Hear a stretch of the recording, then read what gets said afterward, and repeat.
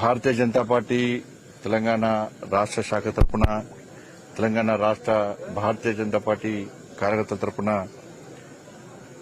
వారికి ప్రగాఢ సానుభూతి తెలియజేస్తూ వారి ఆత్మకు శాంతి చేకూర్చాలని చెప్పి వాళ్ళ కుటుంబానికి మనోధైర్యం కల్పించాలని చెప్పి ఆ భగవంతుని ప్రార్థిస్తూ ఈరోజు భారతీయ జనతా పార్టీ రాష్ట్ర అధ్యక్షులు రామచంద్రరావు గారు వారే స్వయంగా రావాలని అనుకున్నారు. అనుకోకుండా ఢిల్లీ నుంచి ఫోన్ రావడం వల్ల వెంటనే పక్కన మన శాసనసభ్యులు హరీష్ గారు, సిరిపూర్ కాగజ్నగర్ యొక్క శాసనసభ్యులు హరీష్ గారు కూడా రావడం జరిగింది. రాష్ట్ర అధ్యక్షుని యొక్క సూచన మేరకు నేను కూడా ఈరోజు రావడం జరిగింది. దీన్ని ఆత్మహత్యగా మాత్రం మేము కాదు, మాతో పాటు ఇక్కడ ఈ ప్రాంతంలో ఉన్నటువంటి మీరే విషయం ఎవ్వరు కూడా నేను ఆత్మహత్యగా భావిస్తలేము. హరీష్ గారు చెప్పినట్టు ఇది కాంగ్రెస్ పార్టీ నాయకులు చేసినటువంటి హత్యగా మాత్రమే భావిస్తున్నాం. భారతీయ జనతా పార్టీ కార్యకర్తలు ఎవరు ఆత్మహత్య చేసుకునే స్థితిలో ఉంటారు ఎవరు కూడా. కానీ ఇక్కడ ఎంత అరాచకం చేస్తే, ఎంత హరాస్మెంట్ చేస్తే ఇటు పోలీసులు అటు కాంగ్రెస్ పార్టీ కార్యకర్తలు ఎంత హరాస్మెంట్ చేస్తే, ఎంత ఇబ్బందులు పడితే ఒక ధైర్యం ఉన్న నాయకుడు ఇవాళ ఆత్మహత్య చేసుకున్నాడో మనం అర్థం చేసుకోవాల్సిన అవసరం ఉంది.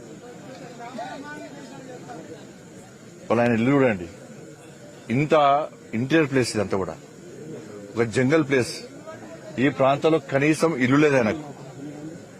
పక్కకున్న గుంట జాగమ్మి ఇలా బిడ్డల పెళ్లి చేసిందంటే ఎంత పేదరికంలో ఒక్కసారి మనం అర్థం చేసుకోవాలి.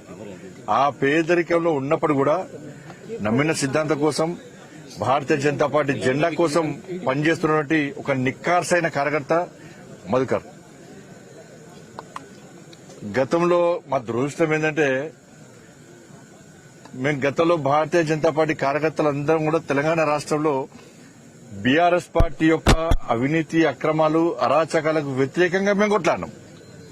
కాంగ్రెస్ పార్టీ ఏ రోజు కొట్టాలి, కానీ ప్రజలు ఏం నమ్మిరో ఏం చేసినో మాకు అర్థం కాలే. ఓట్లు బీఆర్ఎస్ కు వ్యతిరేకంగా ప్రజల కోసం ఉద్యమాలు మేం చేస్తే నమ్మి కాంగ్రెస్ పార్టీకి ఓటేశారు. ఇవాళ మా పరిస్థితి ఏంది? ఆ రోజు బీఆర్ఎస్ పార్టీ అరాచకాలు చేసింది, కార్యకర్తల మీద లాఠీచార్జ్ చేశారు, కార్యకర్తలను 100 రోజుల పాటు, నెల రోజుల పాటు జైల్లో వేసారు, కాలు చేతులు విరగొట్టారు, రౌడీ షీట్స్ ఓపెన్ చేశారు. కానీ అయినప్పుడు కూడా భారతీయ జనతా పార్టీ కార్యకర్తలం అందరం కూడా ఇవాళ బీఆర్ఎస్ పార్టీ అరాచకాలకు వ్యతిరేకంగా కొట్టాను.